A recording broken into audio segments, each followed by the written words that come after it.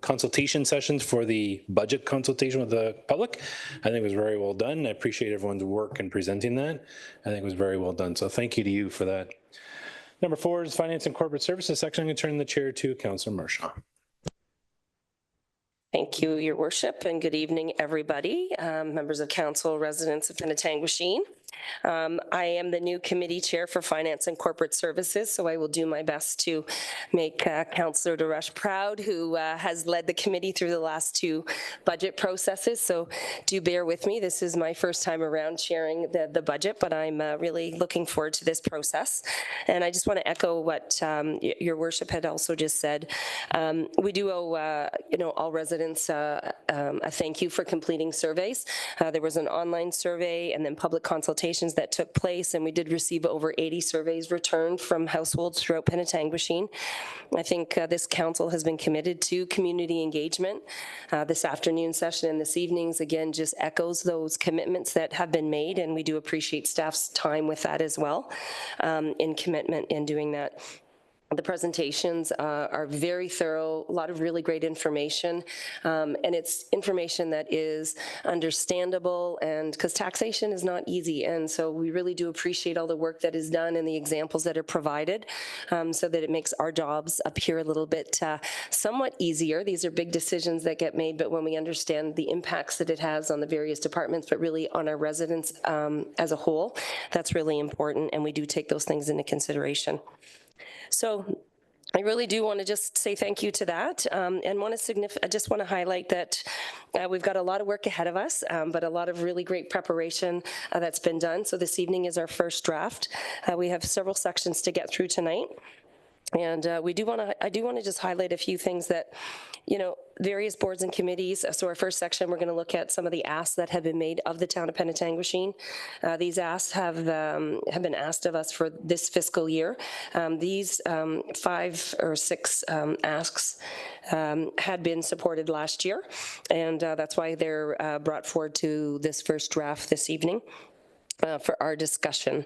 So we will go through each of them, and then we can have a discussion from that point on. I did want maybe some recommendation. Do we look at all 5 of them and then open up each one for questions and discussion? Does that work for council? I think that's how we've kind of done it in the past. Okay, so I'll read the motion and we'll start with that. Excuse me.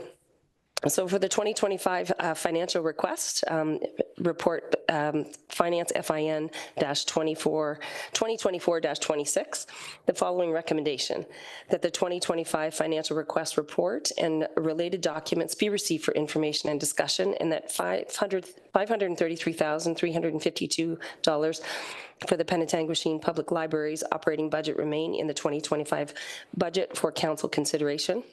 And further, that $44,688 for the Huronia Airport Commission be included in the 2025 budget draft number 2 for council consideration.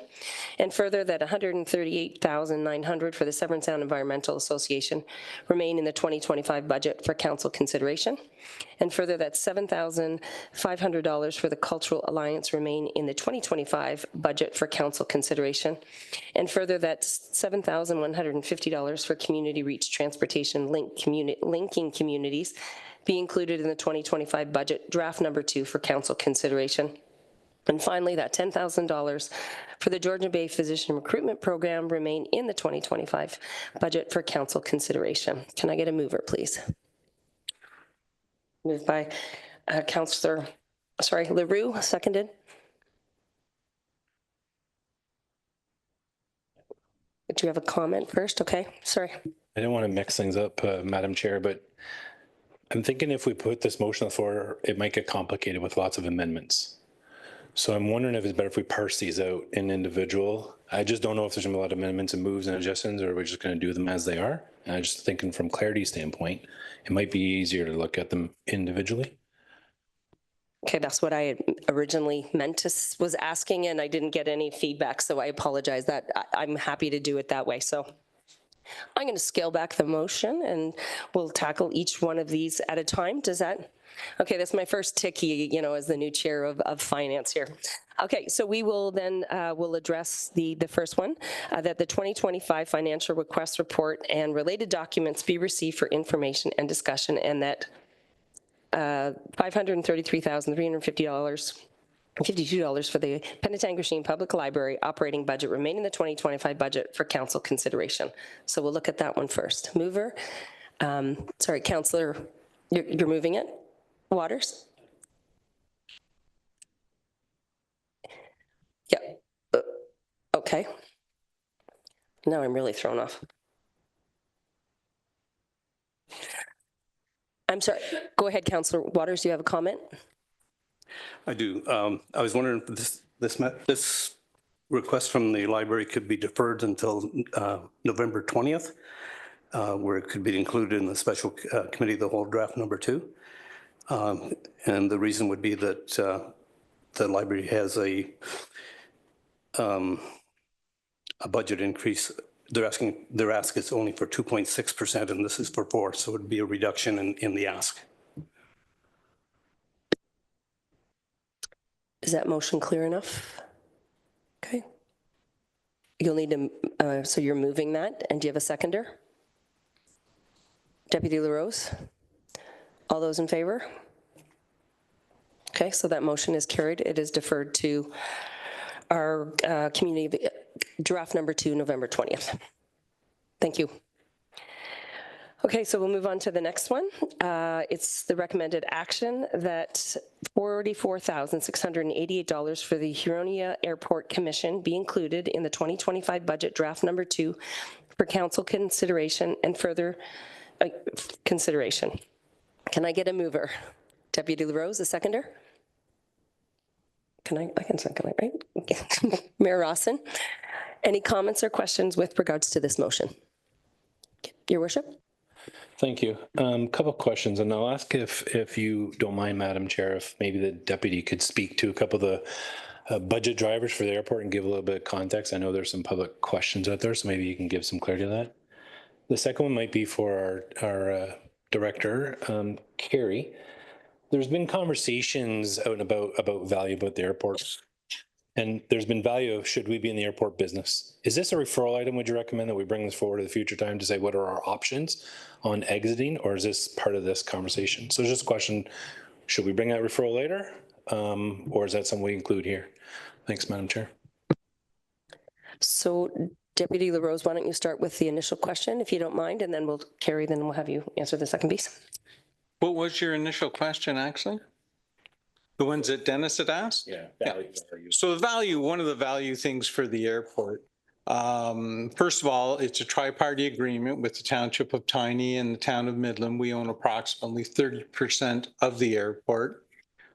We've been an owner since, I believe it was 1962 or 1963. It has been an absolute huge economic driver. If people will recall, when TechForm was running, TechForm donated thousands and thousands and thousands of dollars, and they needed the airport to be able to operate, to ship their seatbelts and parts out on a quick basis all throughout North America. Also, Zen Air was there. They're a kit manufacturer. They employed probably around 50, 55 people at the time. And they make kit planes that go out all over the world, and they run out of there. So if you look at some of our corporate institutions, I'm not sure of the ones in Penetang, but I know there's a few from Midland. The only reason they operate in our area is because of the airport. The owners like to fly in, they go see their Burger Kings, their Giant Tigers, they go to wherever stores they own, and then they leave. They've told us many times that they won't do it. We have new prospects coming, a company called Juno. They're a mining operation based out of way up north. And they're going to be mining lithium for car batteries for the new hybrid cars. So they operate out of there. They're just building a new 10,000 square foot hangar. So economically, it drives a lot. On the safety side, when you look at an Orange Air helicopter that comes, picks you up at the hospital, where do they get their fuel? You know, it's not like we can drive anywhere and stop, so they stop. Hydro, when they're servicing all the people up the lakes, that's where their vehicles stop for their helicopters and stuff. So when there's tragic accidents, there's all kinds of safety reasons. All the search and rescue when somebody's drowned, if a boat has gone missing, if snowmobilers are missing, that's the value of the airport. The reason Oro-Medonte got out of their portion of the Lake Simcoe Airport and the city of Barrie was so that they could sell all of it to the county of Simcoe. This county of Simcoe has put in millions of dollars doing the upgrades, and they're going to make it into a standard certified airport for larger planes that will be on track on a schedule. So we've benefited at our airport. Since then, we've had 6 new hangars in the last, I'd say, 8 months being built out there. And they're all privately built. We lease them the land, they pay for everything. So it's not a drain, it's not a big deal. Some of the money, I believe in our capital carry, if I'm correct, I think is the rest of a loan payment that we had from the 3 municipalities for a runway extension. So it's not a big item in our budget, but it serves our community well. Thank you for that. And Carrie, could I ask you to answer the questions from?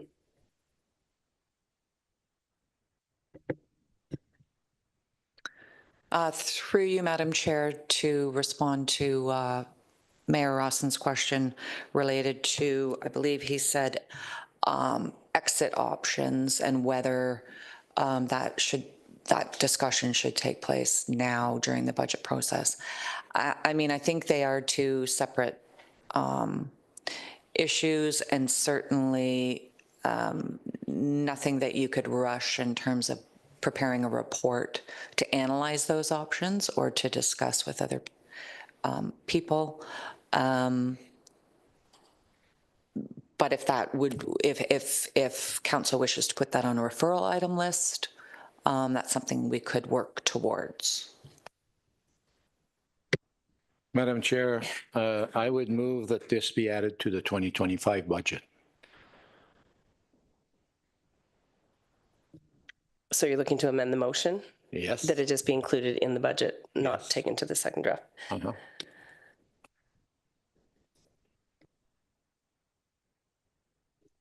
At the 20.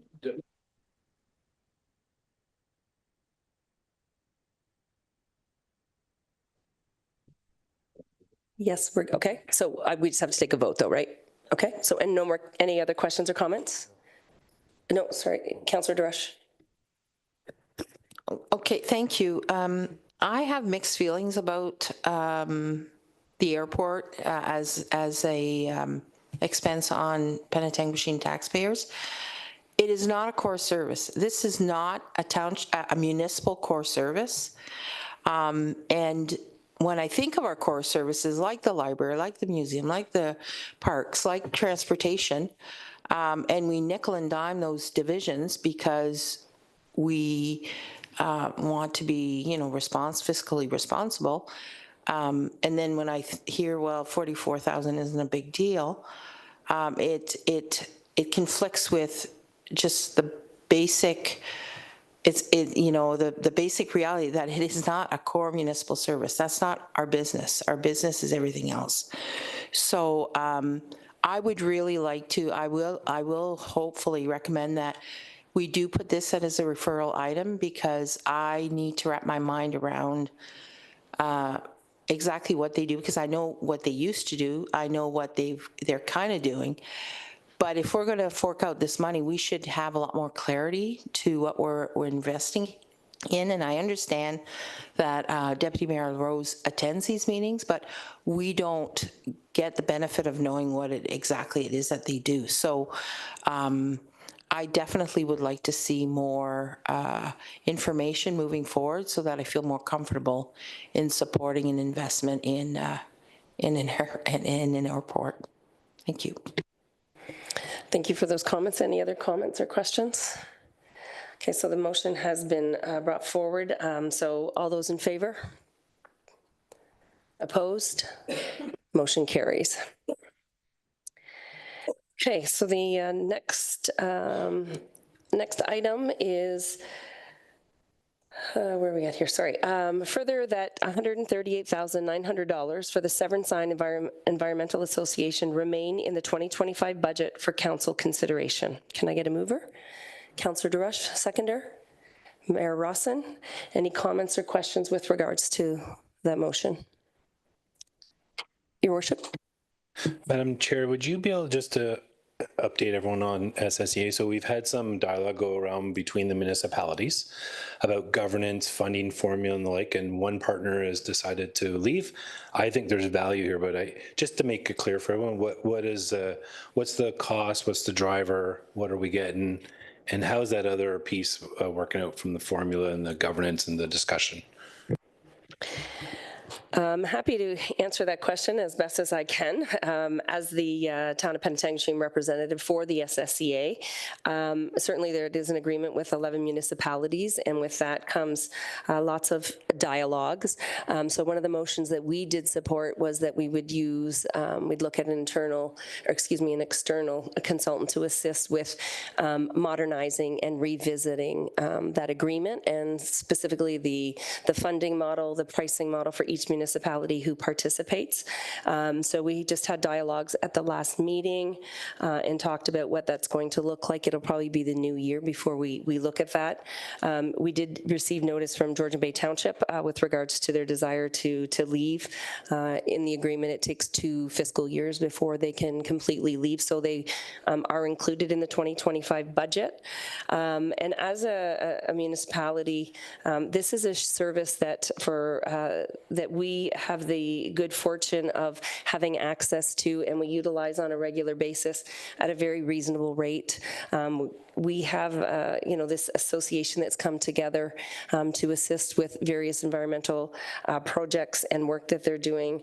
And just even in, the last quarter, the amount of outreach and work they do in all of our communities is really outstanding for a very small group of individuals in keeping our water safe and really raising environmental awareness throughout our municipalities.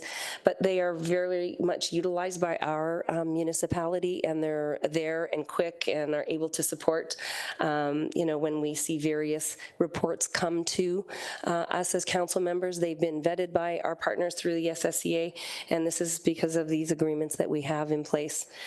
So we are, a lot of diligence done around this year's budget in 2025 to keep things as reasonable as possible and as fiscally sound as they can be as well for the SSEA, and ensuring that when it comes back to our municipalities, the value that we're getting very much, is worth every penny of it. They do a lot of work to also write a significant amount of grants that they're very successful in, and position themselves very well to end each year in a positive position that also helps us, both ourselves and all municipalities, in terms of keeping the services viable. Any other questions, comments? Seeing none, a call for a vote. All those in favor? Opposed? That motion is carried. And I'm sorry, is Councillor Bedevancourt on the line yet? I just don't want to miss him if no, okay, thank you. Okay, the next one. Further that $7,500 for the Cultural Alliance remain in the 2025 budget for council consideration. Can I get a mover and a seconder for that? Moved by Councillor DeRush, second by Councillor Waters. Any questions or comments by members of council? Your worship. Thank you. Maybe a question for Councillor DeRush, if she may. I think the Cultural Alliance delivers value, and I think all the events I've been to have been well done. But I'm just wondering, from a value standpoint moving forward, I think it's unfortunate that this past year, Beausoleil First Nation stepped away. And I think it's affected some program, has caused a little bit of hardship and concern. I'm just wondering if the value is still there from what the original intent was back in 2019. If I read the About Us on their site, it talks about Beausoleil First Nation Town in Midland Town, Penetanguishene Township, Atayan Township, a tiny, about what we're trying to achieve, and it talked about it till 23. And one of the things that raised my suspicion, I know talking to some of peers, when Beausoleil stepped away, the question's been why, and is there still community appetite and drive and concern. So I'd just like to get a little understanding about what that looks like as we move forward, if we can. Certainly, thank you very much. So the Culture Alliance, certainly Beausoleil First Nation was at the table several years ago. They have not been active now for probably the past 2 years. That being said, we do call on them for any kind of expertise or direction when it comes to supporting Indigenous culture. So they are at the table in that as kind of as experts, but they're not part of the committee. The rest of the membership there are representatives from each of the towns, including public reps. And what has been done this year is post-COVID, the organization was redefining itself, and what it's now doing is it really wants to zero in on the value of culture within our communities and really focusing on what it is that the community really is seeking. And so this you'll notice that there has been a reduction in our budget for next year, and that's because as a group we're pumping a little bit of the brakes so that we can refocus on what exactly is it that we want as a mandate. What is it that the community is seeking? What is it that we can offer our residents in all of our respective municipalities and towns so that they get value for what it is that's being offered? And so we have zeroed in on certain programs that, of course, are still very successful, like the one that we're currently working on is Did You Know? Did You Know? And this is where we interview our older people, our older adults within the community, and they tell stories. I was also interviewed, so I'm part of that group. Seasoned residents and telling their stories. So we're actually interviewing this week and next week, and we're going to continue to do that. So those are really valuable programs. You can check them out on our website. So we've really zeroed in on what we feel will give us the bigger bang for our buck until we sort out exactly what it is that the community really is seeking. And then we hope that in 2025, we're going to have clear recommendations moving forward. So I have no doubt that there's lots of value within this alliance. And again, Penetang, Midland, Tiny and Tea are working well together. We're very cohesive at the table. We have wonderful community representatives. So, for $7,500, I think we're getting a lot more than we're bargaining for. I don't know if that answers your question. Thank you. Councillor Leroux? Yes, a comment further to that is it is very enlightening, this whole thing. And I believe former Mayor Dubo and quite a number of seasoned residents took part in it. And as a matter of fact, today, my wife, Jenny, did it today with Michelle, and he's doing a number. And they cover residents that have been in the community for quite a number of years, from La Fontaine, Perkinsfield, Penetanguishene, Midland. So I think it's, and then they show it on video. So I think it's well worthwhile. Great. Thank you. Any other questions? Seeing none, we'll call for the vote. All those in favor? Opposed? That motion carries. Thank you. The next matter, further, that $7,150 for community reach transportation linking communities be included in the 2025 budget draft number 2 for council consideration. Can I get a mover for that? Councillor Leroux, seconder. Councillor DeRush. Questions or comments? Thank you. Thank you. I'd like us to look at this one a little bit. I think Community Reach does good work. So I'm going to start with good work. I met with Cindy a while ago and I told her I'd speak out in opposition to this. My only reason is because the ministry, so the letter that they wrote to us spoke about the number of rides we provide, most of them are medical. The Ministry of Health provides this level of funding right now. I operate a service that gets hundreds of thousands of dollars from the Ministry of Health to provide this level of service. So specifically, if we're doing this for providing access to care and healthcare related, it's not a municipal responsibility. Again, that's a provincial responsibility. I think if the ask was, can you help with the bumper, the capital program, I appreciate that. But I'm looking at this from an operating lens. The work really needs to go back to the Ministry of Health. When I did speak to Cindy, I said, you might want to reach out to the executive director of Shigamick. They might be able to help you out with this through their funding mechanism. But again, I think we need to be mindful of what this ask is about. I think it's great work. It's nothing against the work of what they do, but they need more than our $7,000. They need much more than that. And I think what we can do is advocate and help and support. But for that instance, like if we think about this program, other municipalities are using, and Midland's example, they're using Community Reach as their AODA service delivery agent in conjunction with their transit system. I think if we want to get real about this, we got to have a more fulsome conversation. I would argue that'd be a referral back to Brian to come up with how we can make this an accessible program. But I think this on its basis here right now, it's pulling on heartstrings, and it's really about helping a health concern, which isn't ours. For that instance, I'm not going to support this one. I hope that we can look at this and look at it more from an advocacy standpoint.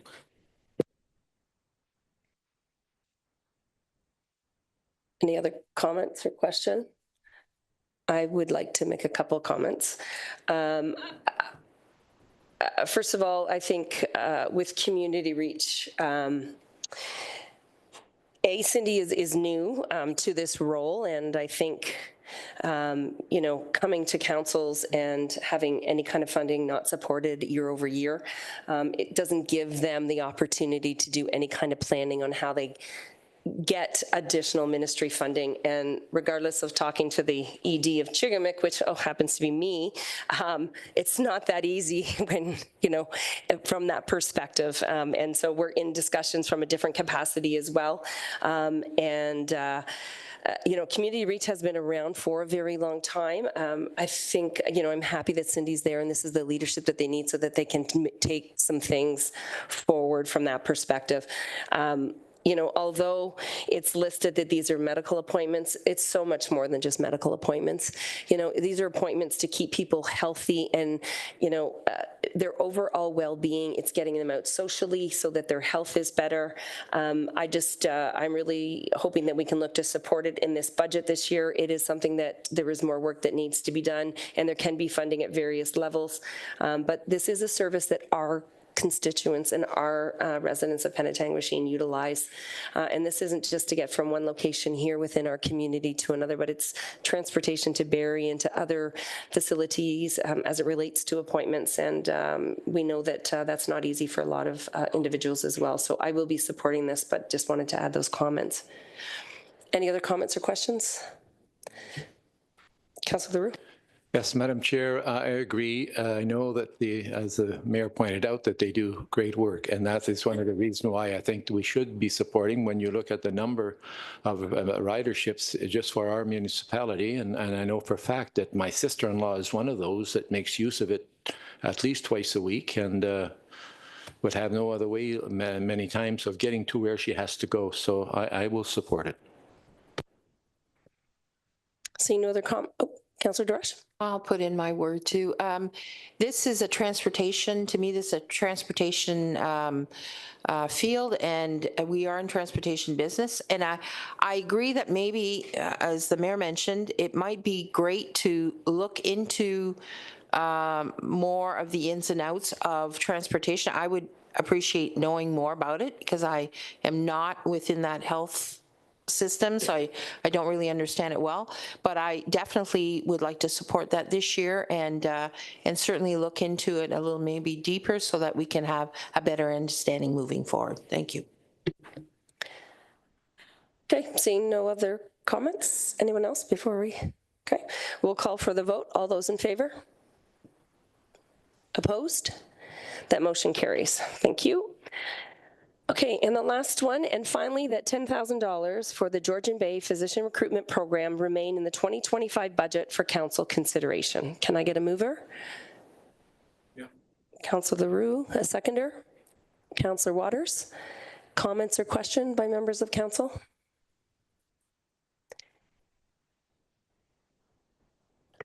Seeing, Councillor DeRush. Thank you. I have some major concerns about this request because this definitely is not our core business. This is not municipal core business. I understand it's community business. And even with the, with the letter that was sent, I see that we've recruited professionals, but I don't know what our retention rate is with these peeps. Do they stay 6 months and they're gone? I have no sense of, are they here in the community to stay? How many people do they serve within our community? It's very open-ended to me. And again, I know that this is not funded through the health system and it's not funded through the hospital, but I really don't feel that this is, well, I know it's not core municipal business. So I'd like to hear more from others to maybe convince me that this is something we need to be investing in every year. Thank you. Mayor Rawson. I agree with Councillor Drush about what's core and what we should fund and not fund. This past month, I was reached out from this group about 6 new physicians looking to come to the area and specifically in the town of Penetanguishene. To your comment, Councillor Rush, what we did this year with our community grants is we said it would come here and we would decide if the group would come present to us. I would argue this would be a good presentation to answer some of your questions, Councillor Rush. Let them come and answer some of these and tell what the value is to us. So with your indulgence, maybe we could ask that staff can reach out, have them come to our next presentation, and we defer this till that time. Councillor Leroux. I would echo the mayor's motion, but I think that the request that we should ask for a report is probably from the CAO GBGH, since that is where the physician recruitment is now handled. I sat on the physician recruitment committee for many years when David Gravel was operating it. And we know that there's at that time and probably still a very bad need for physicians because there's so many people that have no doctors. So over a period of time, I believe about 3 years ago, it was taken over and then operated by Ms. Lorraine through GBGH. So I think the CAO would probably be the best person to come and could be asked to attend one of our meetings before we make final decision on budget. So can we make is it considered a friendly amendment to this motion, or do we, because this motion does read that we put it into the budget, but we're saying, go ahead, Carrie, thank you. Just to add to the discussion, somewhere in my report, it did suggest that staff would be looking for direction on any presentations that council would like us to schedule for November 20th for any of those. So maybe if you can kind of review the list and then make your decision on all, some, or none, that would be great. Thank you. Thank you. I apologize. I missed that part. So if we approve the motion, it would be, it's still in the draft budget, and then invite them to come and present at the November Committee of the Whole. Thank you, Madam Chair. That's correct. So if this motion is carried this evening, it will be included in the draft budget for the next meeting, and you can still have a say after the presentation as to what council would like to do with that amount.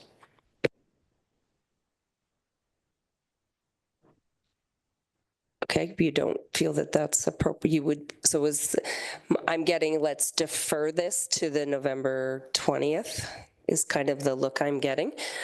So then, how do I, sure. I think this is similar to the library. We didn't approve the library. We didn't say yes. We didn't say no. We just said defer it and we'll talk about it at a future date.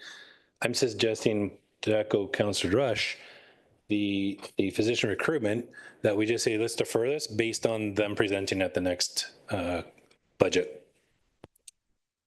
Carrie, does that work? Okay, so Kelly, you've got that? Okay, Is that 3 strikes and I'm out? Like, I got to be close, right? Someone want to pull the hook on me here? No? Okay. So based on, so we don't need a motion. We're going to, motion is to defer. So just to go back and for clarification, as Carrie has asked, are any members of council looking to have a presentation to any of these additional organizations? Sorry, let's vote on the deferral first. All those in favor? Okay, opposed? So that motion is carried that we are deferring that. So I'm going to put back on there. Is there any presentations that council would like to see at the next committee of the whole for these organizations listed? Just the physician? Yep, seeing none, just the physician recruitment is the presentation we request to have at the November 20th committee of the whole. Also, just to remind council that in addition to the 6 that were presented, we did get a last minute request right before publishing from EDCNS. So staff direction is required related to that. Thank you. So the ask is to have them come and present at the November 20th committee of the whole. We're supporting that. That's the request. They've asked to come and present. Just wanted to confirm that this is what we're going to support them presenting at the committee of the whole on the 20th. Your worship. So EDCNS has brought a recommendation to present to us. I just want to give everyone a little background. Last year, we as a council asked for several updates and revisions from EDCNS. We asked for a review of the governance. We asked for a review of the funding formula. And we asked for some updates on KPIs and what value they deliver in the community. We did not advance our budgeted allocation to EDCNS this past year. I'll tell you, last year at this time, my confidence with EDCNS was literally 0. We had a new ED come on board this year, midsummer, June, July. We have a new board, and I'll tell you, my confidence is much higher than 0. I'm not in a spot to say tonight and recommend that we should go all in, and I'm not in a spot saying we should make the same budgetary amount. I think we should have them here to discuss.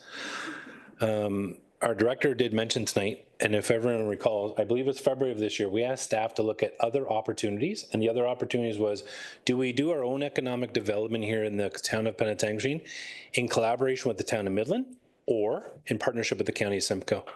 So I know that report's coming, and Carrie, you said soon. I'm not sure if it's November or December, but November, December's cow, we will be getting a report from staff about county of Simcoe opportunity for EDO.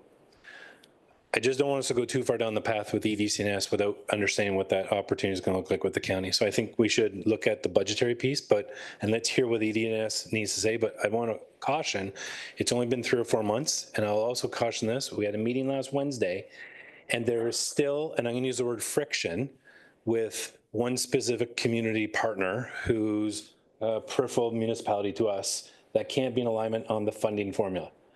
So there's 3 municipalities that are on the same page and one is not, and that's causing concern. So knowing that, I don't know if we're going to be able to move forward, but I think it's worthy bringing them forward for presentation, but we'll see. But there's a lot of work that needs to be done to get there. Thank you, Your Worship. Any other comments or questions from council? So do you need to put forward a motion? So the motion would read that we would ask EDCNS to present at committee of the whole on November 20th for a second draft. Okay, can I get a mover? Councillor Waters, seconded. Deputy LaRose, all those in favor? Opposed? That motion is carried. Thank you.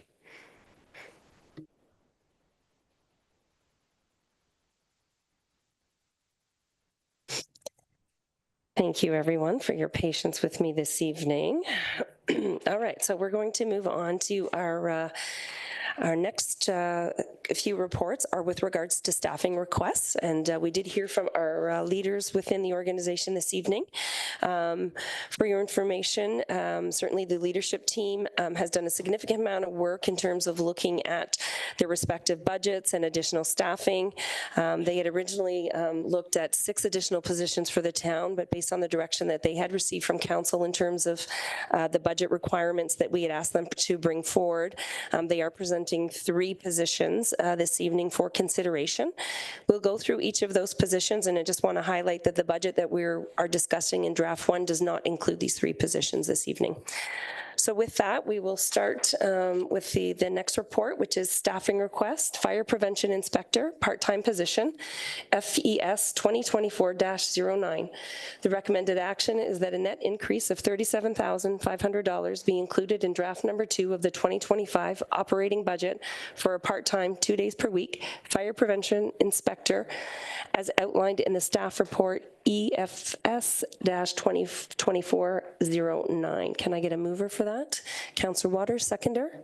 Councillor DeRush, any questions or comments with regards to the report?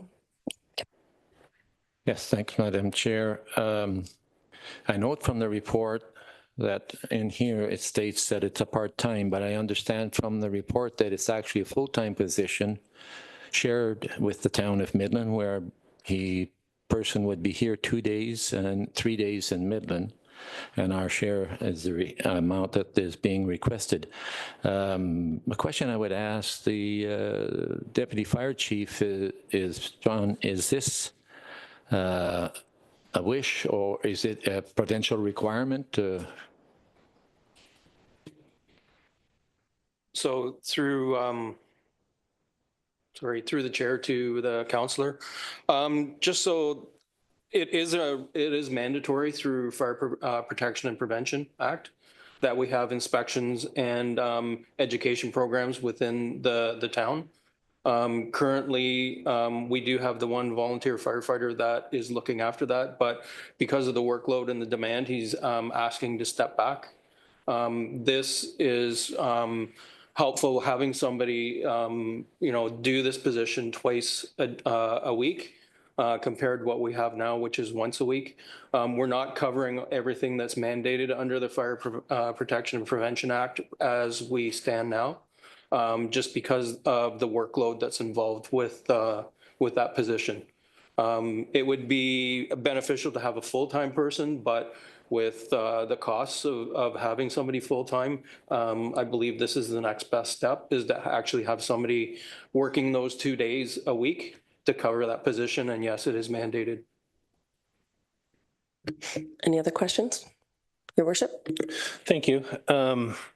So a year ago in our fire department, the request was for a full-time FTE for emergency planning.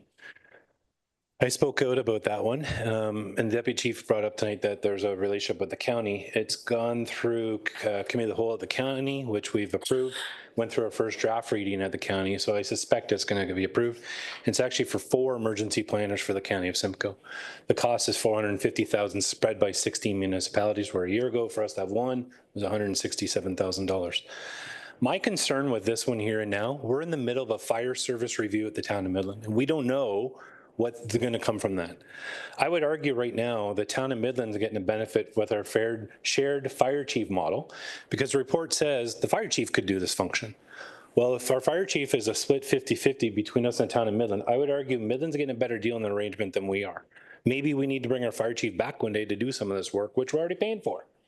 So I think it's a little preemptive to approve this. I think we need to wait for the fire service review to be done. We said, let's assess the fire service more than just the fire chief. And that's what we've sanctioned between the town of Midland and the town of Penetanguishene. What I'm going to suggest we do is let's keep the $37,500 in a staffing reserve, and we wait to make a decision on the final report being given. My concern is we approve this tonight. We're going to be posting and going down this path in January. Let's wait and see what the report tells us and what the next steps are going to look like, because the fire service may look very different when the report's out. So that's my feelings and thoughts on this, that we look at putting this into the reserve because we have capacity to do this now. Thank you, Madam Chair. I agree with the mayor, with Mayor Rawson, but I feel the same way, is that we should at least put this into reserve until the fire contract is done. And if it's needed, it's there. And if it's not, we can move it to something else. Other members of council, comments? The only additional comment I would also add is that with the fire review taking place, I do like the idea of saving it in reserves and then going back to it if we need. Oh, sorry, I think that is something that having the fire review take place as well would be something for us to consider. Sorry, go ahead, Deputy. If I may, I just wanted to comment is that if the fire prevention officer that is part-time at the moment steps back, we will not have any fire prevention or investigation programs being conducted in the town. Thank you for sharing that comment. Yeah, my only comment is the fire chief could do that. By legislation, we could say to Midland, you're getting a better deal, come on back home. They're our fire chief. Madam Chair, I don't know if you need an amendment, but I'm happy to make the amendment that we just tweak this to say be included in draft 2 of the operating budget for staffing reserve upon the completion of the fire service review. Kelly, did you catch that?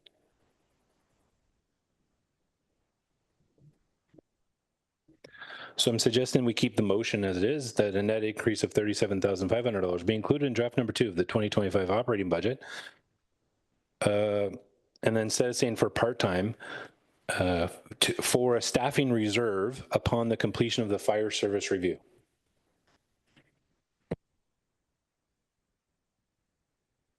So we'll need a seconder for that then. You're moving that, Your Worship? Second? Councillor Leroux? Any other questions or comments with regards to that motion?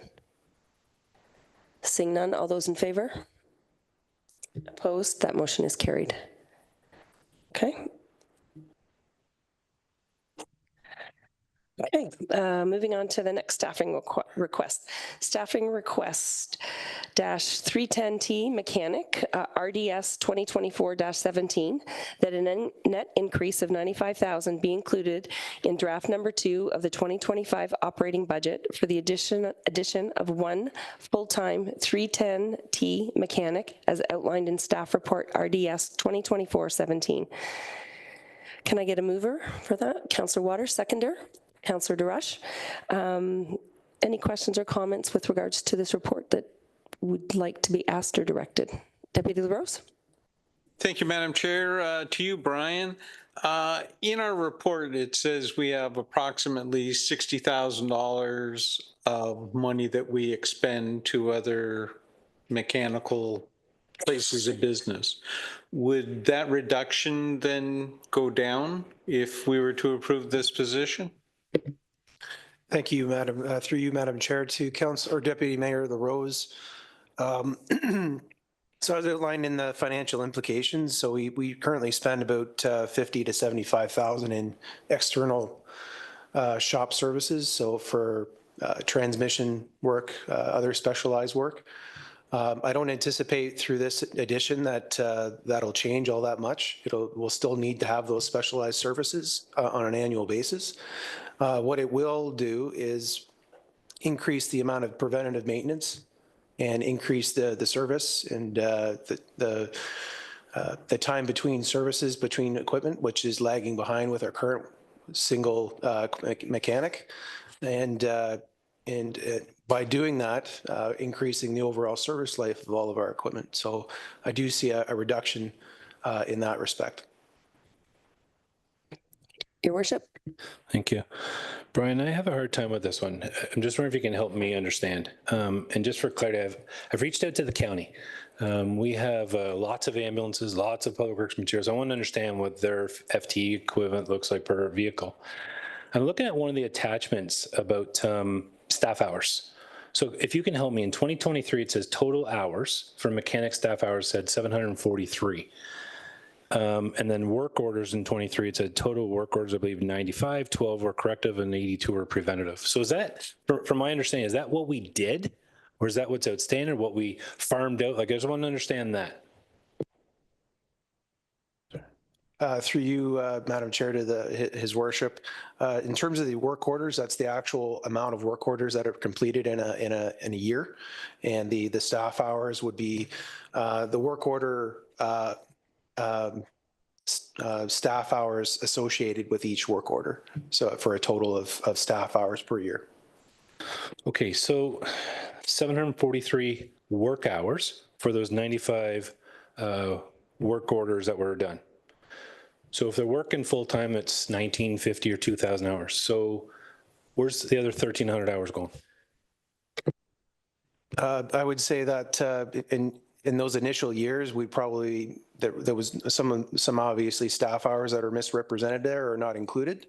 But as the years, in the later years, we were keeping better track of the staff hours. So that would probably account for the difference there. Okay, so in 2023, the report says 743 total hours. Yep. So I don't understand where the other 1,300 hours are. Because what you're saying is I need another FT, so another 2,000 hours. But my maths tell me we already have 1,300 hours available right now. Yeah, and I guess what I would say is that there's a discrepancy in terms of the amount of hours, and that kind of leads towards the administrative side of things in terms of record keeping. So there's still man hours being associated there. The 19, or actually the 2040, because it's a 40-hour work week. So there, I would say that kind of relates to the record keeping side of things in terms of accounting for the man hours. That's a problem. You're asking us to pay $100,000 when we can't attribute 1,000 hours right now, and you're telling me based on record keeping, but maybe that's some admin support we need for record keeping. I don't know if you need a, what's it called?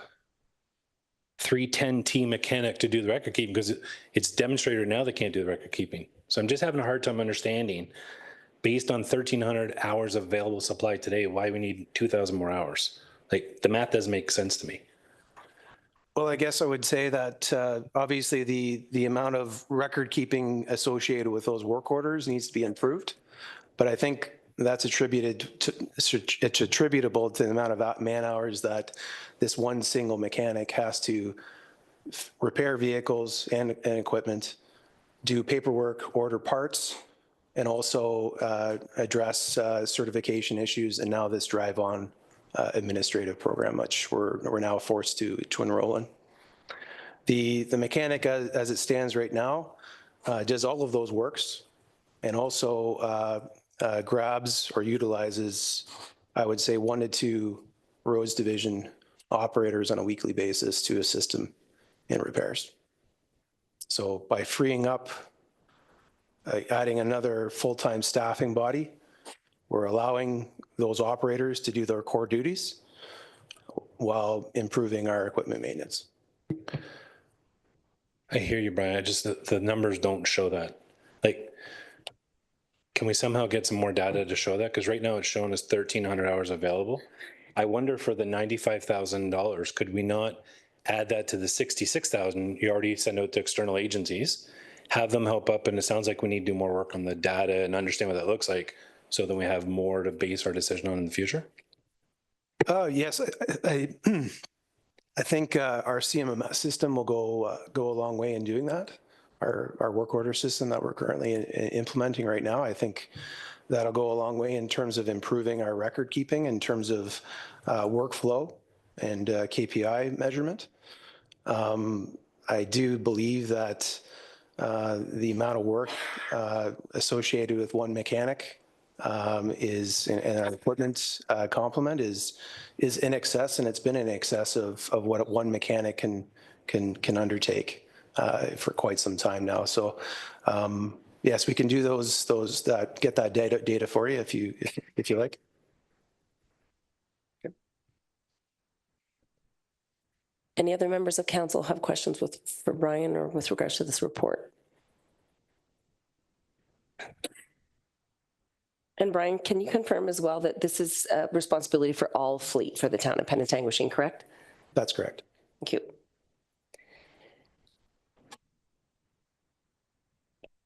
Are we, Okay, to move on this, or you, Your Worship, go ahead. I'll make an amendment if I can. Brian, I don't know what number you have in your mind, because 95 is probably salaries and benefits and everything wrapped into that. I personally, I can't justify a full FTE when right now we're not even using half of one, based on the data that I have in front of me. I'd like to see that we get more data to come back to substantiate this in the future, and that we add an amount of money to your existing third party, the 66. So I don't know if you need 90 or 80 or 50. We add that to that for your third party contracting, and you work on the data to come back and substantiate what this looks like. So I don't know how to word that, Madam Chair, but the net increase of X, I'll look to the director, added to his third party contracted services for mechanical support.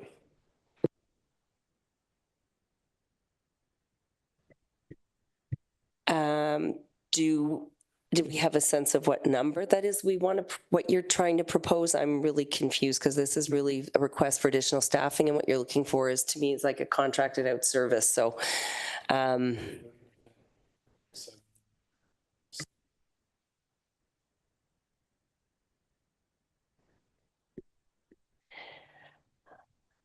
okay, I need some direction here, maybe.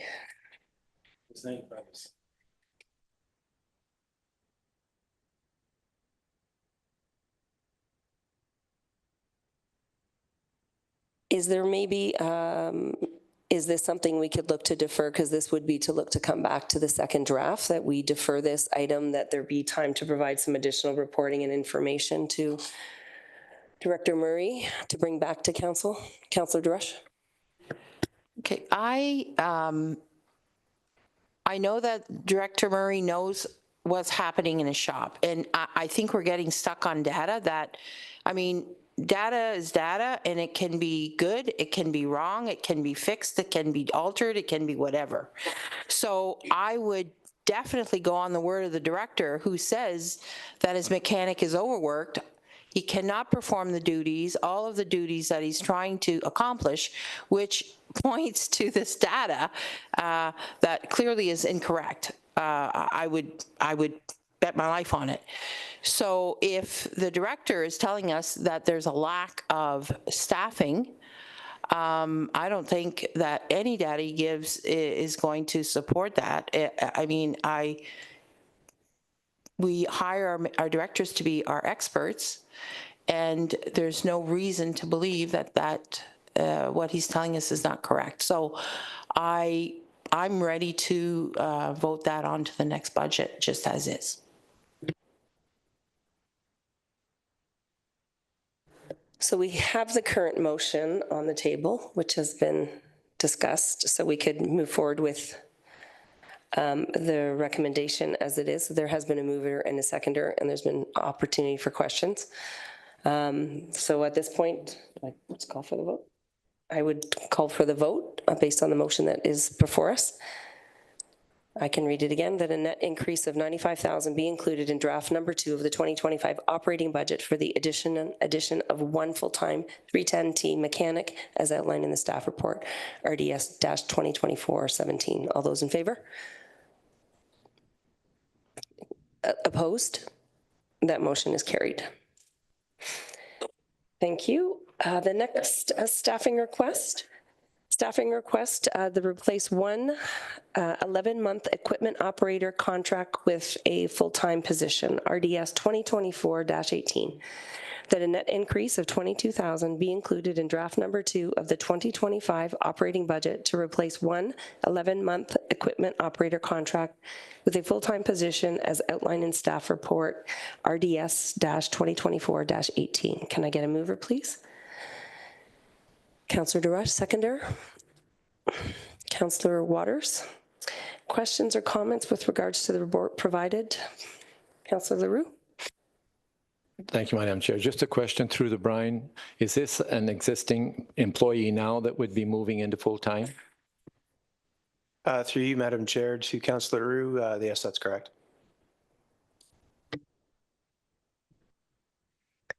Any other questions with regards to the point? Your Worship. Thank you. Brian, I don't know if this is for Brian or for Christine. Is the main driver here recruitment? Is it retention? Is it more service hours?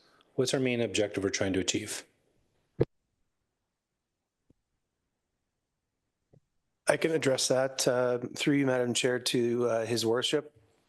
I would say the primary driver here is recruitment and staff hours and training hours that we are expending on an annual basis, training staff that are hired for these 11-month contract positions, and there's very few that are actually making it to the end of those contracts. They're either leaving for other employment or other full-time employment. So we're spending a lot of training hours every year training new staff. The quality of those staff ranges very considerably. We've had some very good candidates leave for other jobs, full-time jobs, and it's a revolving door, essentially, on an annual basis. So the initial request that we did for the budget process was to transition both 11-month contracts that we have, but we're bringing forward the one request. Follow up? I would have supported that if we wouldn't have done the mechanic, Brian. That was going to be my question, though. Why aren't we looking at both if recruitment retention's the issue? What's the churn look like? Do we have any idea what the numbers look like?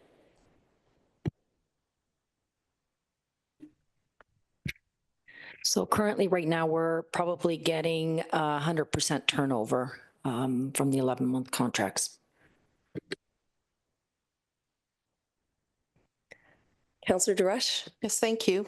It's my experience that these positions are renowned for that turnover, and you can't blame them. I mean, you know, they're on a contract and they're seeking full-time, they're seeking balance in their life, they're seeking that security. I know that's not our problem. That being said, it's unsettling to a team when you have that revolving door and people changing and training, and so not only permanence, not only does it add to the team cohesion and the work and the efficiencies, but it also certainly makes life better for whoever it is that's working. So I think for the increase that we're talking about, I think there's so much more benefit than the 22,000 reflects. Thank you. Your Worship. So Brian, based on your comments about training, all those pieces, can you just tell me what the cost is, and what's the value or the impact to the town by not doing it? And I'm asking in the context because I would support doing both, but I want to understand, what does that cost really look like? Through you, Madam Chair, to His Worship. So the cost on an annual basis is really primarily, we have training costs. These are individuals that are operating heavy equipment. So there's a training cost on an annual basis. Staff time, seat time that the full-time staff need to go around. There's plow routes, there's sidewalk plow routes. As it's indicated in the staff report, it can take about 2 to 3 years to fully train a roads division operator in all the aspects. It's not just winter maintenance, it's storm sewer construction, it's sanitary sewer maintenance, road maintenance. There's a lot of health and safety costs, as well as training on them on traffic control book 7, training in confined space training. So we're trying to train these individuals. You get them to a point where they're confident in what they're doing, and then it can be frustrating when they leave. And the impact to the residents is. The increase in staff hours, not having to train these individuals over and over again on an annual basis, and assigning those hours to the core services. So, road maintenance, sanitary sewer maintenance, those types of things. Councillor Waters. Probably a really dumb question. If the guy's working 11 months now and we put him on for 12, is there sufficient work for him for the extra month? Through you, Madam Chair, to Councillor Waters. Yes, the additional month of service, there's more than enough work on an annual basis to complement that. Our KPI and work order history, our work orders and service requests are growing on an annual basis. So it would be a value add to add that. Your worship, you have one more question? Just a statement.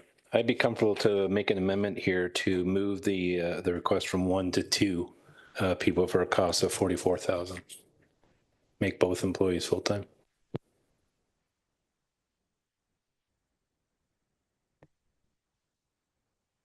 Okay, so there was an amendment to the motion, and Kelly, you received that amendment that it reflect $44,000 in the replacement of 2 11-month contract operators. Councillor Darush seconded that motion. The only other comment, I do get to comment though, right? Okay, I wasn't sure if I... Thank you, Brian, for the extensive information provided, and I think the continuity is really important from that perspective. I just want to, I think remind council again, we asked our leadership team to really look at their budgets to come back with a number that was feasible based on a percentage that we had provided them. And so, this isn't about making a comment about one position not being as important as the other one. So I think we need to be respectful of the work that goes into these staff reports from our leadership team and in doing those things. So I do appreciate that, we're looking to make this motion and this amendment. And I do appreciate the work that does go into these reports when additional staff requests are being made, because we are a lean municipality and we do a lot of due diligence around that as well. So no other comments about that. All those in favor of the amended motion? That is carried. Opposed? No one. And so that one is carried. Okay, and Councillor Bedevancourt has not joined us, right? I just feel like I keep forgetting to look up there, and you'll let me know if assuming at this point perhaps he won't be joining us. Okay, and so the final report that we have here that we'll be looking at this evening is the first budget draft for us for consideration. The budget is coming at a potential tax impact of 3%. And so back in July, we had directed staff to use those parameters in terms of a net 3% tax impact to come back to us for consideration. You'll see what's being presented this evening and was shared by our treasurer, Carrie, this evening. The 3% tax impact is 2.0% for operating, 1% for capital. It was noted that police billing is estimated to be about 1.5%. We have seen a significant increase in billing for this year, so has every other municipality in the province of Ontario, based on our new increases. From that perspective, I do want to thank again for the analysis that was provided. There was really great highlights on pages 34 and 35, and it was also in one of the slides this evening that really talks about what we're seeing come to full fruition for us in 2025. We sometimes lose sight of agreements or increases that come halfway through 2024, a previous year, but then we see those full impacts in the next fiscal year. So those are highlighted, and I think those are really important that we do really take into consideration. Many of these are outside of our control. We talked about insurances and possibly some other pieces as well. So thank you again for this extensive report. And before I open up, and I just wanted to make those comments for council and to thank staff again.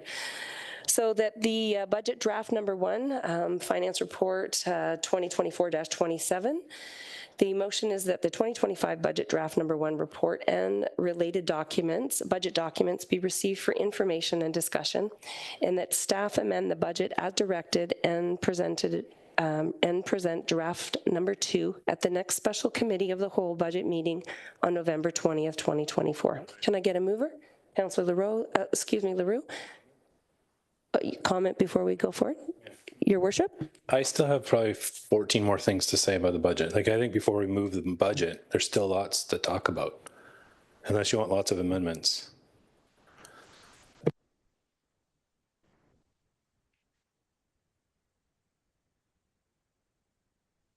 Okay. Capos and, okay. Are we good to, so we want to have the discussion before we look at the pieces? I'm chairing this for the first time this year and happy to do it that way. My only comment is, maybe we'll ask Carrie. The drafts before us, operating and capital and everything else, they're asking for our feedback to come back and tweak it. Staff can't tweak unless we give more feedback. So the draft one encompasses everything from operating to capital. I think this is our opportunity to provide the feedback. I think this is space. I think we complicate if we do amendment on amendment, that's all. Oh, okay, sorry, the order in which we do it. My apologies, I thought we had to do the motion, have the comments, and then go back. Carrie?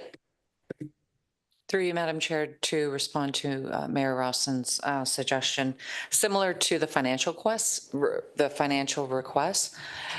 it would be good that any change that I make, one single change is by motion. So then if anybody wants to make a suggested change, there's a motion for it, document it, I do it, and carry on. So however many changes council wishes to make tonight, we'll do that. Many motions would be great. Thanks. Thank you. Okay, so I will open it up for comments and questions with regards to the first draft of the budget. Your worship, would you like to start? Go ahead. Okay. My first question would be to Sherry. Sherry, this year at AMO, I participated in a couple learning sessions around recreational planning, assets, and the like. Tonight you talked about the Charles Scott Park. I think you said it was 23 years old. We got to start looking at its replacement. The gentleman that spoke at AMO this year talked about, it was misinformation about this 20-year life cycle. It talked about risk, the maintenance, and how we maintain our infrastructure. I live a stone's throw away from Charles Scott Park. I was there all when my kids were growing up. No one really ever uses that park. I'm concerned with us replacing one based on a finite schedule that says thou shall, when what we heard at AMO was there is no directive that says thou shall. I do think there's work we could do there to make it more friendly, but I'm not sure if that's the path we want to do. So I just want a little bit of clarity on where this sits on the plan and how this 20-year replacement figure came into mind. If you can give a little clarity on that, I appreciate that. Thank you for the question, Your Worship. I just looking back here on the justification sheet. So it was brought forward in our plan, our last rec master plan in 2014 that outlined when playgrounds should be replaced. It should have been replaced in 2020 actually, but every year we look at it and we go, it's still this part's okay. Let's bump it out. Let's bump it out. We've probably bumped it out 3 or 4 times now. There's components of it that aren't functioning properly. We can't get replacement parts for it any longer. So before it also gets to a part where it puts people at risk, we want to proactively replace it.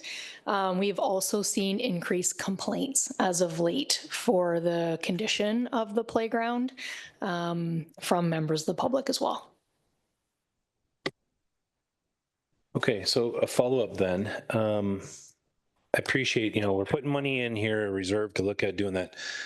I would argue we should probably wait until we do our rec plan update, because I don't see people up there. I see more people going, sitting there and looking at the landscape than using the play structure.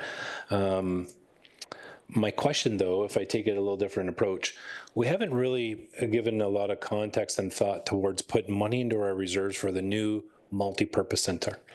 And it's not really reflected in this budget. We haven't really talked about it. I know Carrie's going to be bringing a financial plan, but we got to turn our eye to that. Has there been any thought and consideration what that looks like and how we can embed that, start a reserve and start putting money aside into doing that? Thank you for the question, Your Worship. So to build reserves for the new multi-use rec center. So that is a conversation. It's in the capital budget every year. But unfortunately, the contributions that we can make are minimal each year based on other capital needs. So it's a balance of putting money in the piggy bank for that MERC, but also not neglecting keeping up with managing other assets to keep them safe, operational, and just going forward. Okay. I think that's something though we're going to have to do. And I don't know, Carrie, if we wait till the financial plan, but the reality is if it's 40 million, 50 million, 60 million, we got to start doing something today. We can't wait 10 years. I think we got to come up with a plan to do that.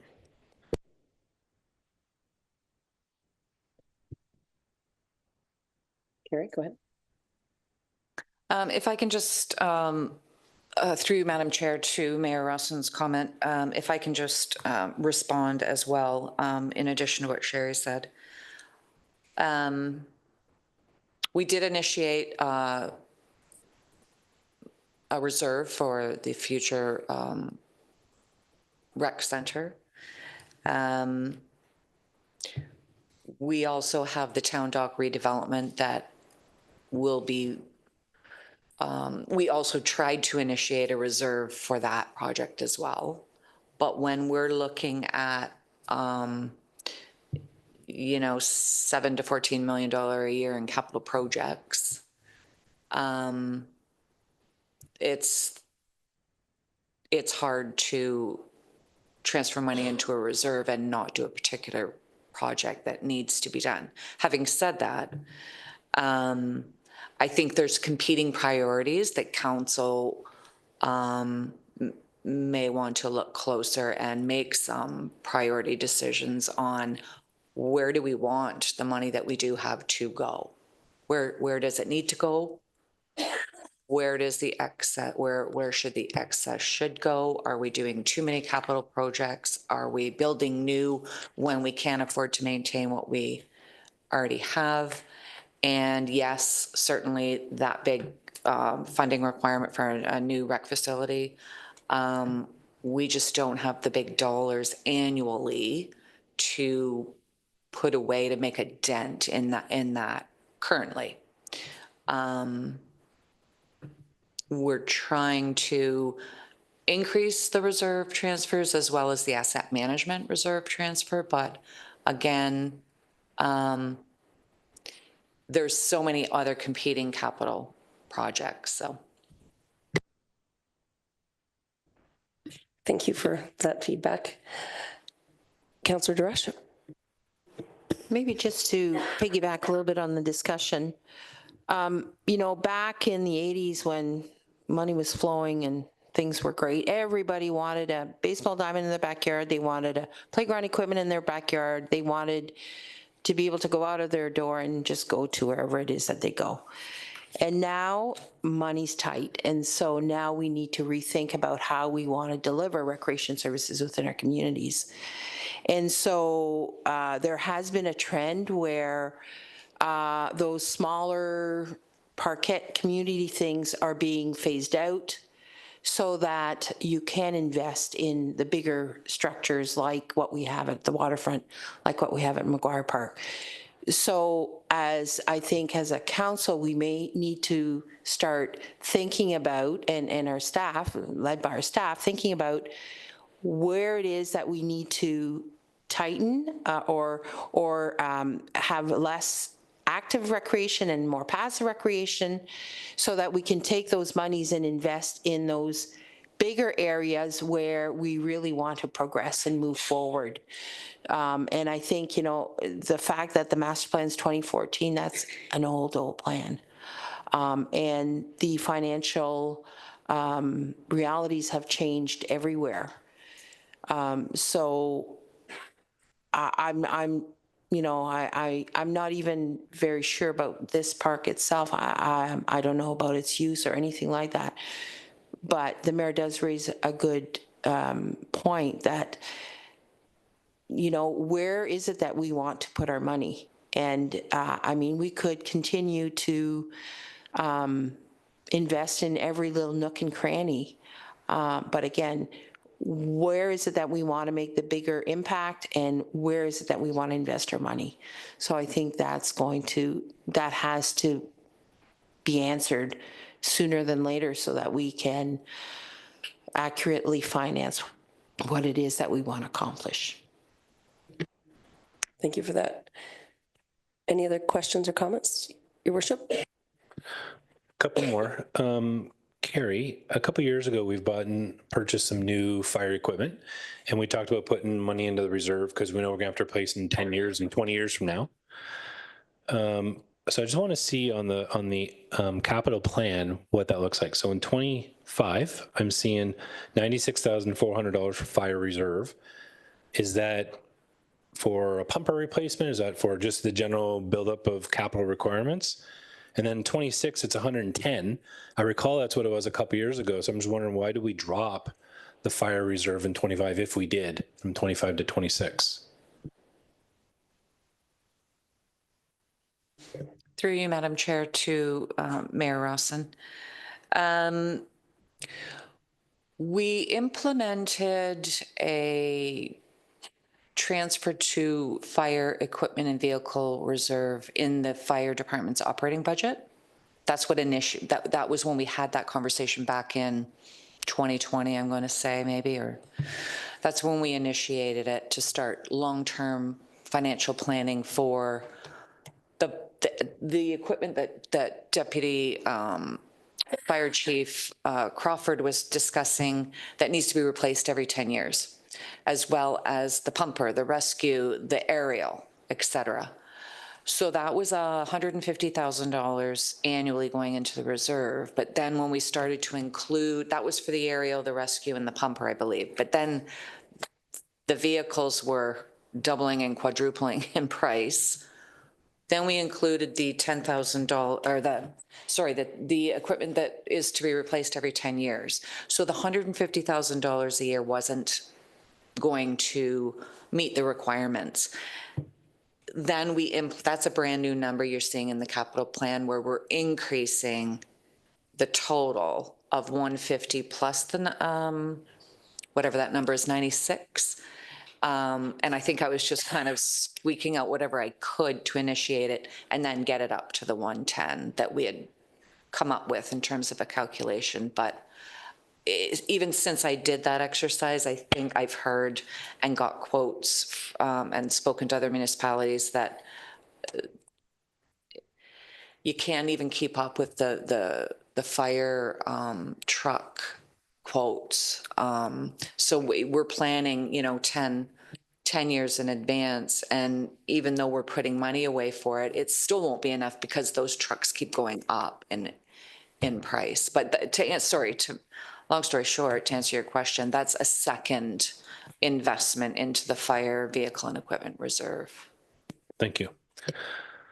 Another question, maybe for Carrie. 25-26 capital plan has $15,000 in 25, $35,000 in 26 for reception finance office reconfiguration. Can you just give me a little bit of idea what that looks like and how that delivers value? It's something even I think has been in discussions with Human Resources and Health and Safety before COVID. Before the plexiglass was put up during COVID, there was nothing there.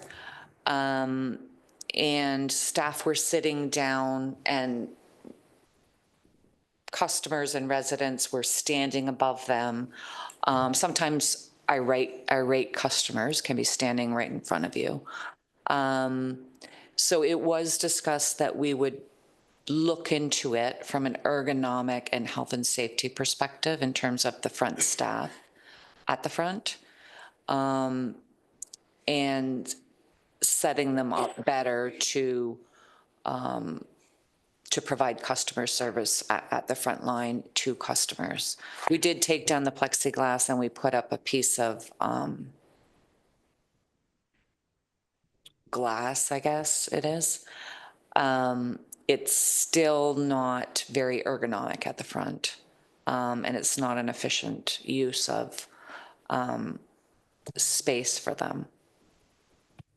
So it is something that we don't really have a plan yet, but we know we want to do something because it has been brought to my attention through ergonomic inspections and health and safety inspections.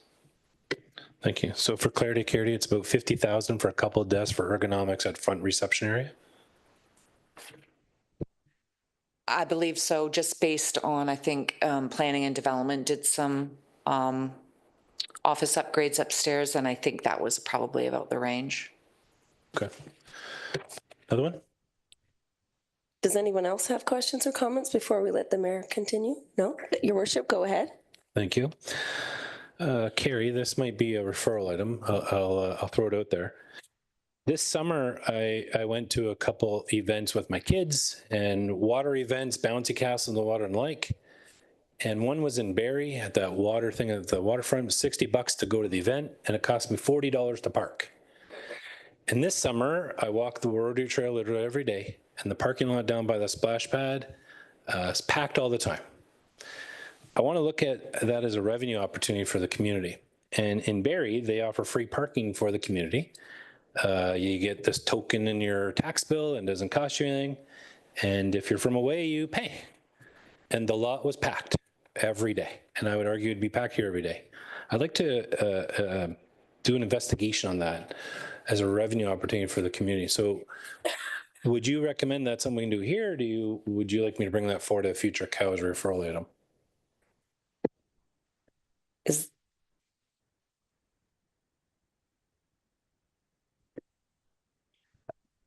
This is a committee of the whole meeting. I don't see why any referral items can't be added at the end of the meeting as per usual.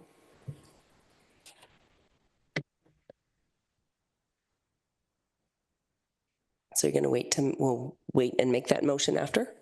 Okay. Any other comments or questions with regards to your worship? Do you have another one? I do. Please go ahead. Thank you so much. Brian, on the capital plan, we talk about Fuller and Robert, and that budget price tag has only gone up since we originally started that conversation. I'm wondering if there's been any evaluation on that as a roundabout or other opportunities other than what's before us right now. Thank you, through you, Madam Chair, to his worship. Back in 2019, when we did our municipal class environmental assessment on the Fuller and Robert Street East intersection, the installation of a roundabout was one of the options that was considered. Just due to the space constraints and the availability of land in that area, and the property taking requirements and the capital costs, if I recall correctly, it was considered, but unfortunately wasn't ranked ahead of signalization. And that's why we proceeded with the signalization approach. Okay. Andrea, in the capital plan, Ojibwe Lane you identified a little while ago, it was on 25, moved to 26. I see there's some synergy there with the town dock. I really think the whole waterfront landscape could use a good unified look.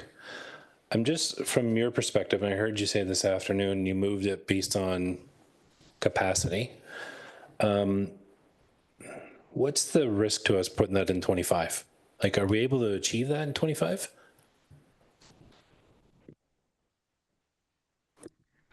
Thank you very much for the question, Your Worship.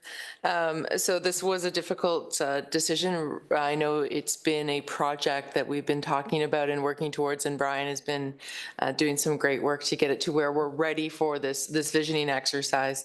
There is the capacity issue in terms of the number of projects we have on the books for 2025. I'm not sure that we would get there, so is making sure that we're not suggesting we're going to get to something that, and we just can't do that. The second piece was around just ensuring that the first town dock project gets through. I hear you on the synergies and the conversations, but I think there's two very distinct conversations to be had about the two properties. And so I don't want to confuse the community about some of the planning objectives with them. I think there's some other conversations to be had about the properties and their position in the town and the next steps with them. But I think for what we're working on towards the town dock, it's been a critical project to move on, and so that we can move on with the construction project. The Ojibwe Landing Master Plan visioning that's proposed really is still very high level, and I don't think, including it in the 2025 budget, from my perspective, I think it just means it may not get done in 2025. If I can follow up, I would rather see that in the 25. And when I think about that and I think about the complexities in the consultation, I would argue one of the delays, and I'm putting words in your mouth, but I sense there might be a little bit of frustration because Town Doc's been delayed a long time, was we did that so close to the election cycle, the decision making, that when this term came on, we basically hit the reset button. And I hate to do that with Ojibwe Landing. Like, I think the sooner we can get on that and do consultation, do what we need to, it doesn't become a reset in the next term. I would love to see that come in the 25 budget. Like you said, if it gets started in November 25, whatever. But I don't see any harm in doing that in 25. I'd love to see us make that adjustment. I'm going to pause for 1 second. Any other questions from council while we're pausing?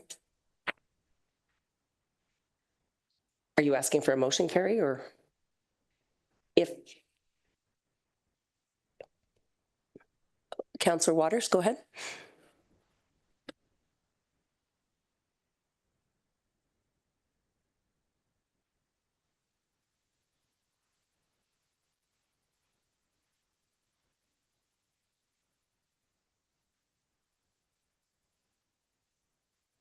Pagers and, yeah, it's on, sorry.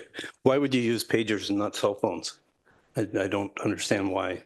Like, it seems like old technology. The pagers that, sorry, through the chair to the councillor. The pagers that we use are directly connected to the dispatch center. So cell phones are used, like we're used to bring up, say we have an app right now that is run through Synergy, and it gives response information to the volunteer firefighters, but the pagers give an immediate response to let those firefighters know that they have a call, and that comes right through Barrie Dispatch, who are their dispatch center. That is going to be changing based on what Barrie Dispatch goes with. And Next Gen 911 is coming up and is going to start operating. There's going to be changes, but it's still going to be a need for those pagers carried by the volunteer firefighters, so that they get that immediate, indication that they have a call and that they can respond to it. Does that answer your question, or? Sort of. I don't understand the logistics of it. So the Synergy, that app that they're using, is actually being used by the volunteers. They're using it on their own cell phones. But the dispatch through Barrie Dispatch is more reliable going through that pager system, because it's being put through the airwaves through our communication system. So with having those pagers on them, it's more a reliable system of, warning those volunteers that we have a call and that they can respond to the fire hall. Thank you for that. Councillor DeRush. Just coming back to the Ojibwe project 2025, 2026, whatever. So I guess bottom line, if council wants to have Ojibwe stay within the 2025 budget as something to do, then I would suggest that the director needs to tell us what has to fall off her plate for that project to move forward. Because we can't, if we've been told that there's no capacity and that that the project is not, it's not feasible, then I guess the solution is, what is it that Director Betty can take off her plate so she can do the Ojibwe project. So that's what I would suggest, because I don't think we can expect it to stay on without having an expectation that something's got to come off the plate. So that's my comment. Thank you for that. Any other comments, Your Worship? You have a comment, motion? I do. Okay. The last year and a half, we've been talking about revenue and lost revenue, one for the library, one for the arena, from our neighbor who is removed from the discussion and the agreements, and we're down 80,000 plus in revenue. And we've had discussions internally, we've sent letters, we've said, let's have a meeting. The reality is we're still down the revenue and we're no further ahead. And I would argue we're not going to get further ahead. This past month, we found out at the county that the city of Barrie has hired, I believe, KPMG for the tune of $50,000 to assess the value of services that the county Simcoe delivers to the city of Barrie. And it's a value for service assessment that Barrie's getting. So I thought about that. And I'm like, we need to do that. We've been debating here and saying, well, let's talk CO to CO and mayor to mayor and council to council and staff to staff, and we're no further ahead. And this conversation has been going on for years. So I would argue, if we use the Barrie KPMG example, and I would say to Carrie, like, let's put some money in the budget. Let's call it reserve to do some user fee analysis and how do we move forward with empirical data as opposed to emotions. And let's get that back so we make some decisions, because the reality is we're down the revenue. We got to find a resolution, and we don't have the solutions or else they'd be implemented. So I'd like to move that we add that, and I don't know what that is, but I use the Barrie 50,000 on all the realm of services that we do. I would say, let's put 10,000 in the reserve and let's call our friends in Midland and say, let's do this together. And let's see what this looks like.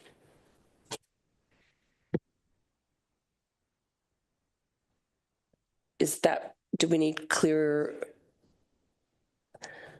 So the motion is that we look to start a reserve fund with the intent to do an independent assessment of.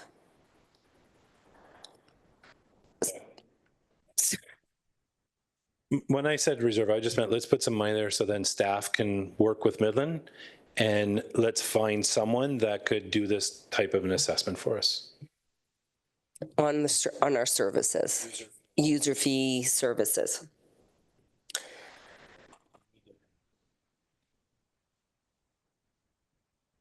Kelly's, do you? Through you, Madam Chair, to Your Worship, that $10,000 be placed in reserve for an independent assessment of the town user fees. Is that correct?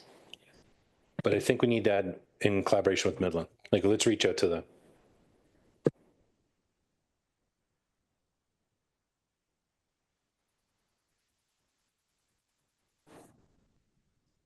Did you get that, Kelly? Yeah, you're good. Councillor Dorsch? If I could just comment.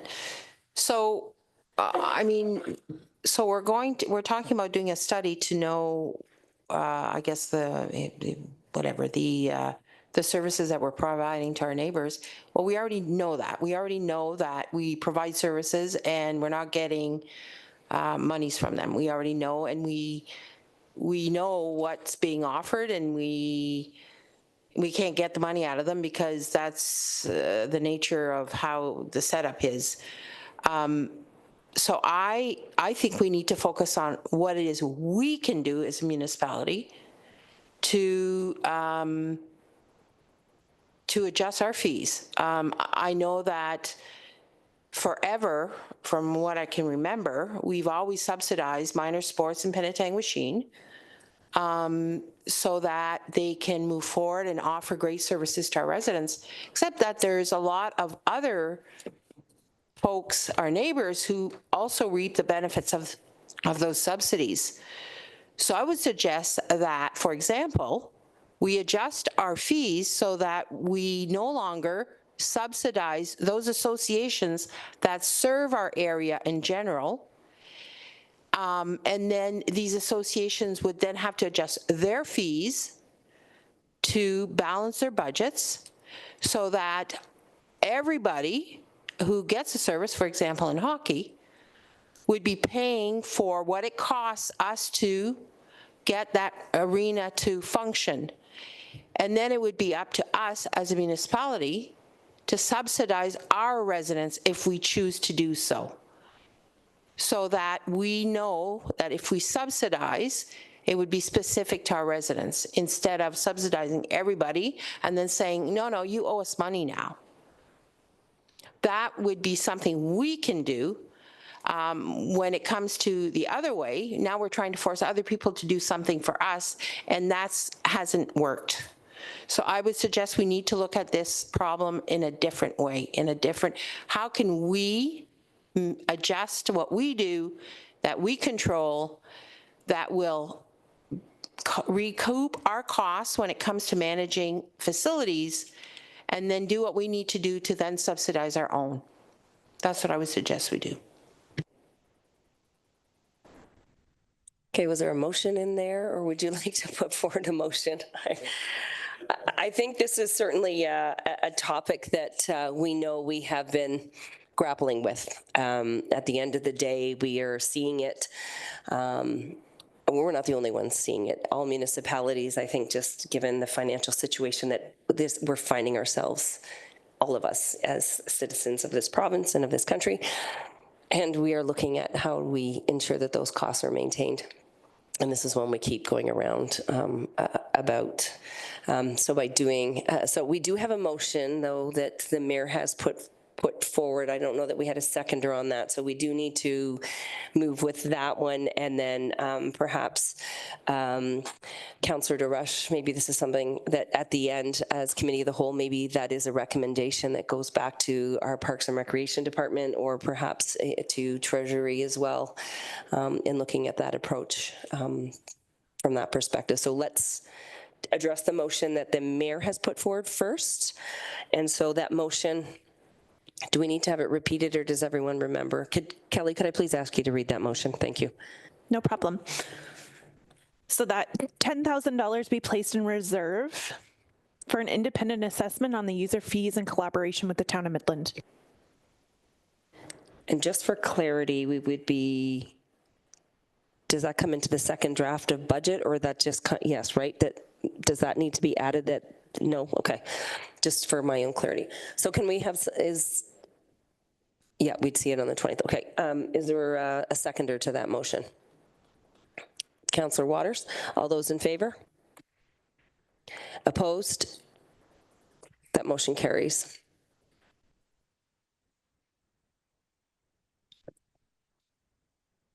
Any other comments or questions of staff before we maybe table any motions that want to be brought forward? Does that make sense? Okay. Mayor Rawson, you mentioned you did have another motion that, or have all your questions been answered? Is there anything more that you wanted to comment on? You're good? Did you have some motions, though, that you wanted to bring forward? Was there one more? Okay.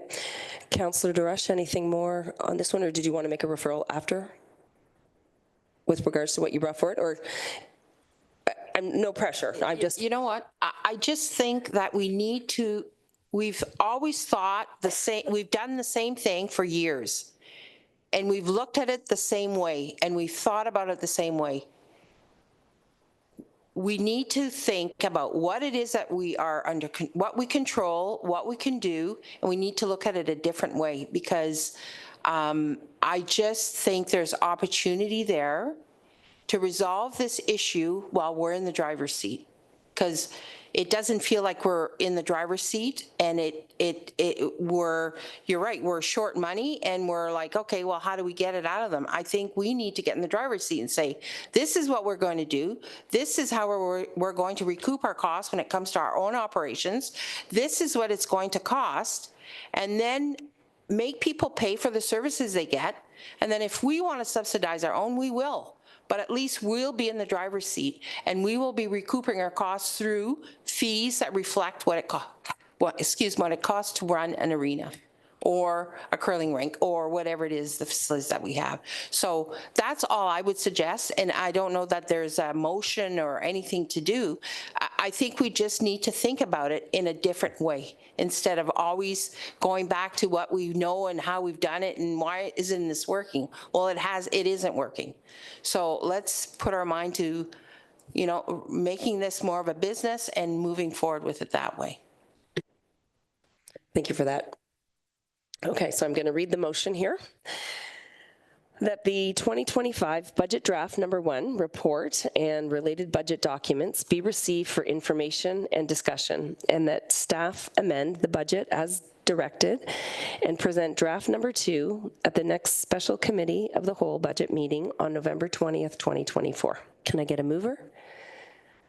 Councillor DeRush, seconder. Councillor Waters, all those in favor? Oh, sorry, comments, questions?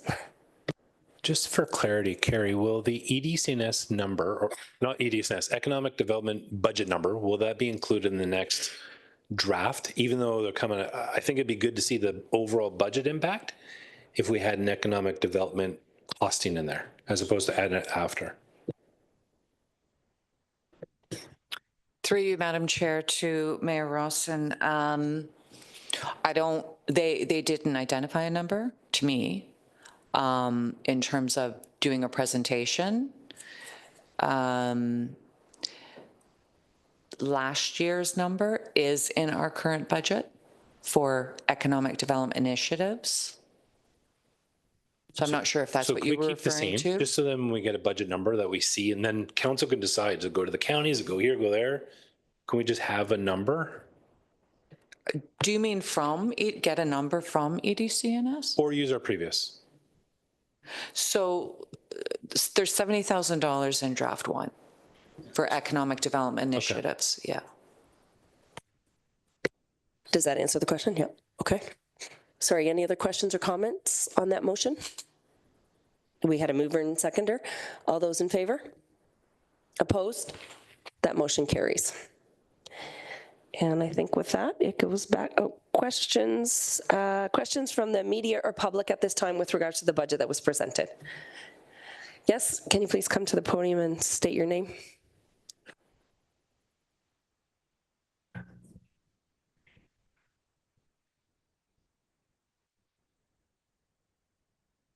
My name is Dennis McEntee. I'm a resident of Penetanguishene for the past 25 years.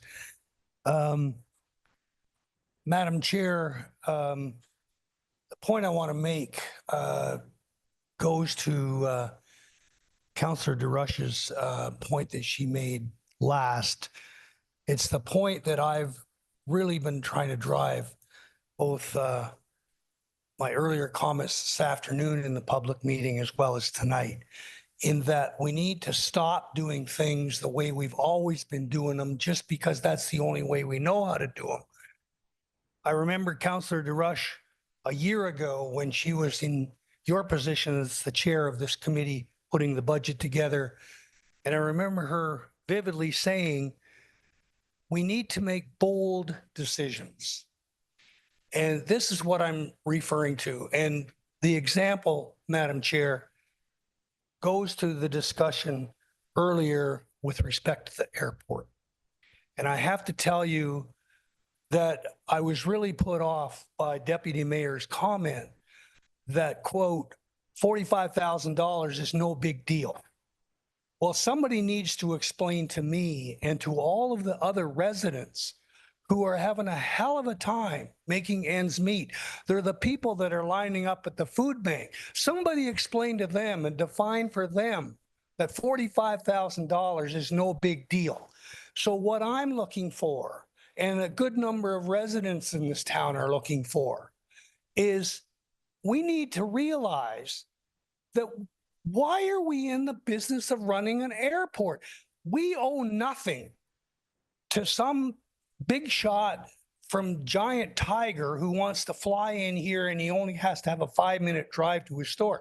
We owe nothing to him. We owe nothing to Hydro One so they can land their helicopter here. We appreciate your comments. We've heard them. Do you have a question for any member of council or senior members as it relates to the budget? I think I've asked my question and I'm not getting any answers for it.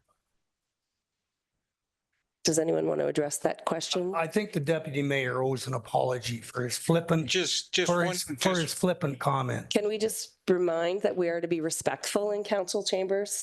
That's my exact point with the deputy mayor. He was not being respectful. Thank you. We've heard your comment, and we've asked that he's asked to have a moment to respond. Okay, I'll step down. It was probably taken out of context. I was talking about the increase asked in our budget, which I believe was about $3,200. Thank you for providing that clarity. Any other questions at this time? Seeing none, I'll hand it back over to you, Your Worship. Thank you very much. We're going to look for a motion to adjourn at 8:55. It's moved by Deputy Mayor LaRose, seconded by Council Waters. All in favor? And opposed? And that is carried. Have a good night, everybody.